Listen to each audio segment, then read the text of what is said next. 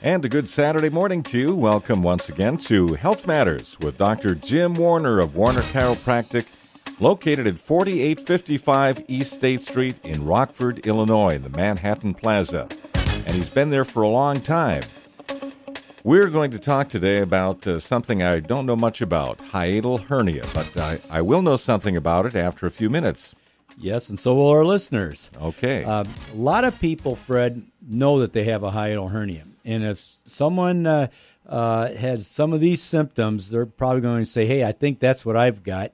And people that know that they have this problem will find that they have to change the way they do things. They can't eat large meals.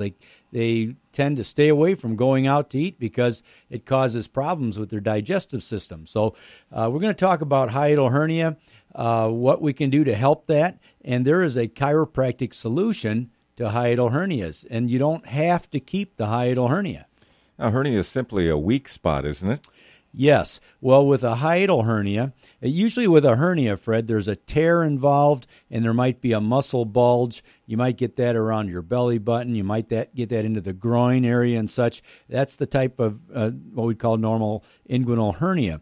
However, when you're talking about a hiatal hernia, you're talking about a problem with the opening or maybe a tearing in the opening of the diaphragm where the esophagus passes through, or basically the breathing muscle is kind of catching on the tube that the food goes down. So is that right below the neck area then? Yes, it's going down kind of right above your stomach. You get that feeling like you swallowed it and it didn't go down all the way. All right. And it gets stuck in there, okay? And in reality it does. It actually does get stuck.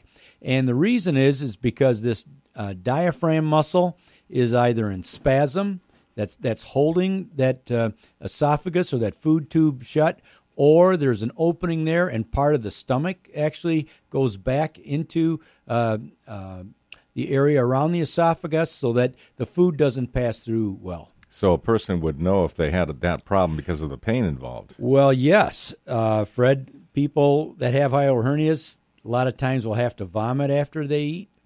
They'll have acid reflux, indigestion. And quite frequently, Fred, these people think they're getting a heart attack. Because of the pain? Yeah, and a lot of times they get it right in that area by the heart because Sure. It's just above the stomach area. So they think they're getting a heart attack, and they go to the hospital, and then they find out that, no, there's nothing wrong with your heart, but you have a hiatal hernia. Well, do they take an x-ray, or how do they diagnose that problem? That's interesting. They do take x-rays. They take something called a barium x-ray where they swallow a radiopaque substance. In other words, something that would show up really white on an x-ray. And about 60% of the time, it can diagnose a hiatal hernia. Not 100%, about 60% of the time. And then interestingly, Fred, if you look at it another way, 40% of people that do show a hiatal hernia on x-ray have no symptoms. Wow. So it's not very accurate, basically. 60% of the time it is, but even 40% of the time it tells you got a problem when you don't. Okay, so they're in the hospital. That's been diagnosed. What do they do about it as far as a medical doctor goes? Okay, here's one of the things that they do. They'll say eat smaller portions. Which makes sense. Yeah, eat smaller portions. Sleep with your head raised on your bed. Maybe put some books under the head portion of that. Maybe avoid coffee, tea, spices. They take a lot of antacids because there's a lot of times a regurgitating of acid from the stomach into the esophagus. So they'll treat it that way. Occasionally there'll be surgical intervention too to try to close that hole off or so that there's more, you don't have that problem. But chiropractically speaking, Fred, there's a better way to do that. And we've found through chiropractic that it's caused by maybe the ribs being torqued or your rib cage isn't in proper alignment, twisted. Diaphragm spasm, which frequently goes with that, or the breathing muscle. That goes into spasm. And if you can relax that breathing muscle, then you won't have that catching on that esophagus. And so a lot of times when people have a hiatal hernia attack, they can't breathe well either. And it's all chest breathing. It's not stomach breathing, which is normal. It's chest breathing. A lot of times people get this, Fred, from lifting or maybe they're reaching over something. What I find is when people reach over a couch or a stool or something and it presses up against their diaphragm and they go to pick something up, then they get done and then they're going, oh, I feel something in my stomach. And then when they eat something, it doesn't go down all the way. So in some cases, a hernia usually designates that something is weak, but if you're torqued or twisted wrong, you'd have that pressure against that part of your body. Would that actually be considered a hernia? Yes, it is. And actually, sometimes it takes a while for that to heal. Once you chiropractically put things back in place where they're supposed to, it may take up to 3 months or so for that to heal into a normal position. However, normally we find that it gets well much quicker. So how do we know chiropractically, and how do we fix something like that? That's probably the next question. Well, when a person has these symptoms, first of all, we want to rule off that it's not a heart attack. We don't want people to have a heart attack and then treat them for a hiatal hernia. So once we make sure it's not the heart, then we'll do some different testing using what we call applied kinesiology. We'll push in certain directions and see if that brings on more of the symptoms. And if it does, then we treat in an opposite direction.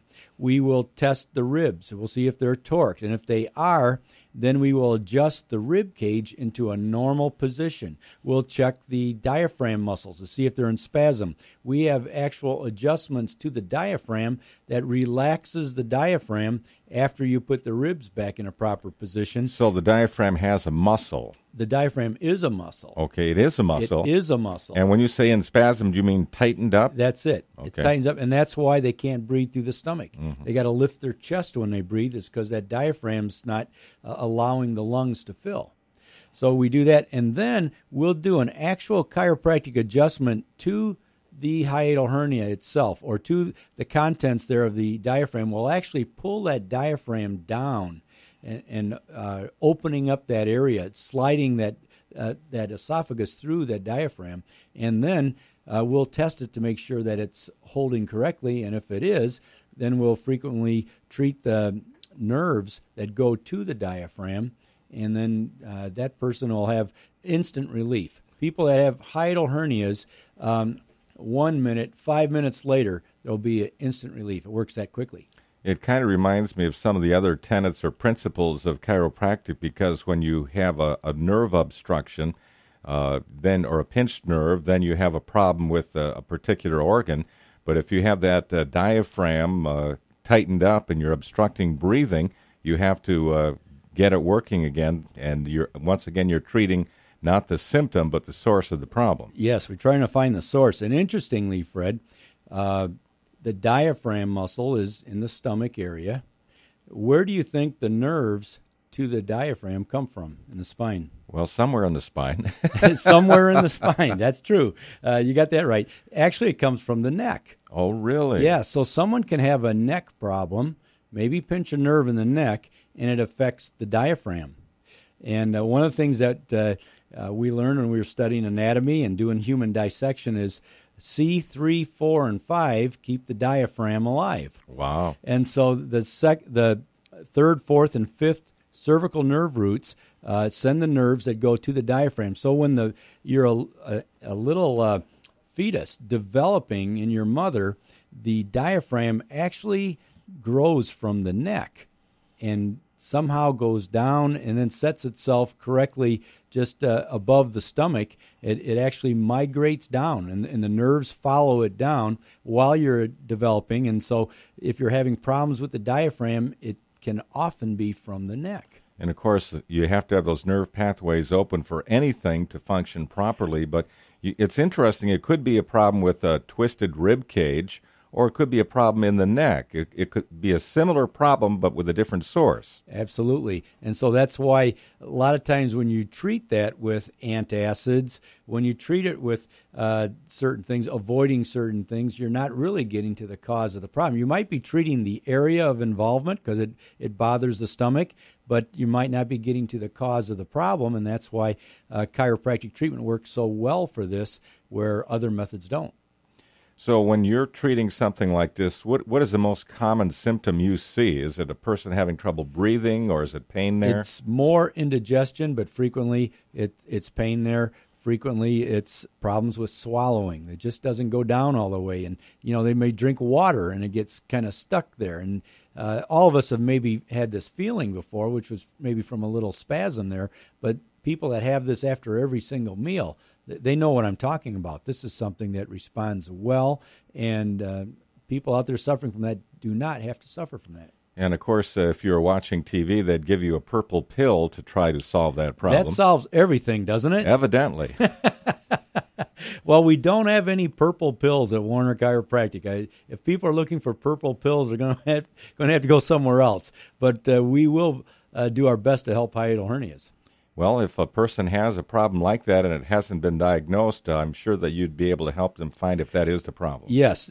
First, identify it. Make sure that's what it is. Make sure it's not a heart attack. And then once you know for sure it's a hiatal hernia, then there are things that we can do to help it. Sometimes people, maybe a home treatment that might give a little bit of relief for people that are suffering from this is to take your fingers and go right underneath your rib cage and then push down on that. Maybe bend forward like you're going down to touch your toes, but then take your hands and push against your abdomen right below the rib cage. Push down on that. Sometimes that gives you a little bit of relief. So that'd be something that people that are listening that are suffering from hiatal hernia, until they can get this thing fixed correctly, maybe try that little self-manipulation there. Just try to help that diaphragm.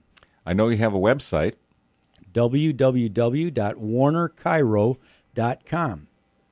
warnerchiro.com, and you can find information there, or you can call the office as well. You can call us at 815-398-8111. 815-398-8111. Warner Chiropractic in Rockford, Illinois. Thanks for the information, Dr. Jim. Thank you, and have a wonderful weekend. That's going to do it today for Health Matters.